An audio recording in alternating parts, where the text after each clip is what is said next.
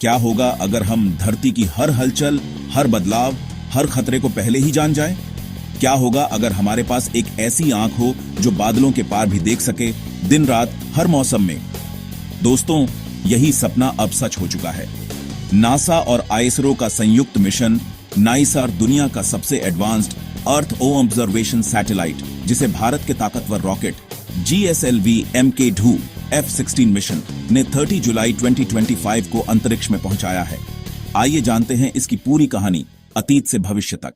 2007 NASA और ISRO के बीच चर्चा शुरू हुई एक ऐसे सिंथेटिक एपर्चर रेडार सैटेलाइट की जो धरती के हर बदलाव को हाई रेजोल्यूशन में मैप कर सके।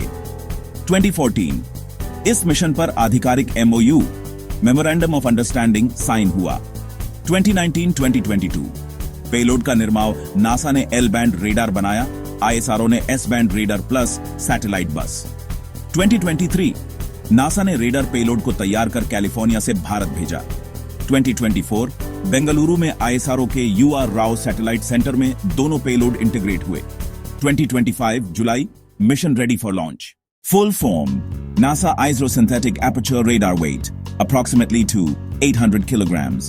Orbit Sun synchronous polar orbit approximately 743 km. Speciality dual frequency synthetic aperture radar L band plus S band. Main purpose glacier पिघलना, जंगलों की कटाई, खेती और फसलों की स्थिति, भूकंप, ज्वालामुखी, बाढ़ और लैंडस्लाइड जैसी नेचुरल डिजास्टर्स की मॉनिटरिंग, क्लाइमेट चेंज और पृथ्वी की सरफेस डिफॉर्मेशन को ट्रैक करना। स्कैनिंग पावर 12 दिनों में पूरी पृथ्वी का डिटेल्ड स्कैन।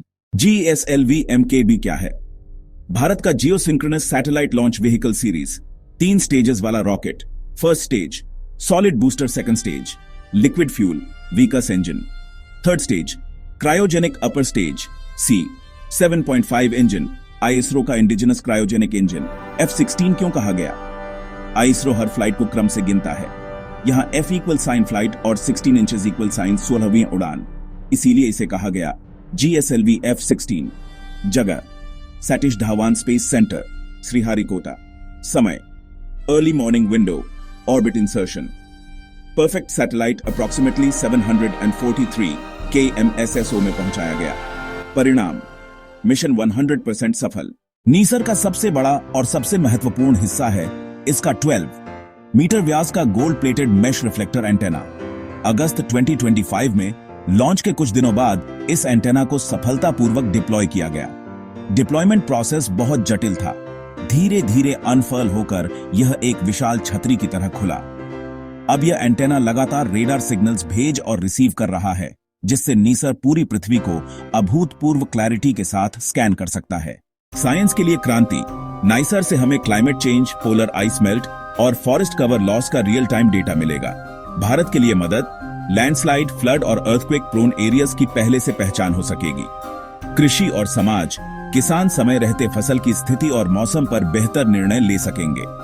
फ्यूचर अगले 10 साल तक नीसर लगातार डेटा भेजेगा, जिससे ग्लोबल क्लाइमेट रिसर्च और डिजास्टर मैनेजमेंट में क्रांति आएगी। दोस्तों, एनाइसर सिर्फ एक सैटेलाइट नहीं है, यह हमारी धरती की नब्ज पर नजर रखने वाली एक जीवित आंख है।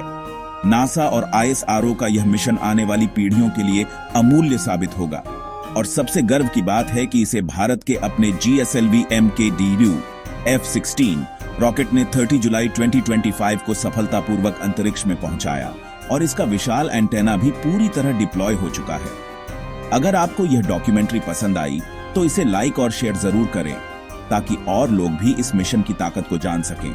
और हां, सब्सक्राइब करना न भूलें, ताकि आपको ऐसे ही स्पेस और साइंस अपडेट्स सबसे पहले मिलें। मैं हूं आपका दोस्त। अगली डॉक्यूमेंट्री में फिर मिलते हैं। जय हिंद।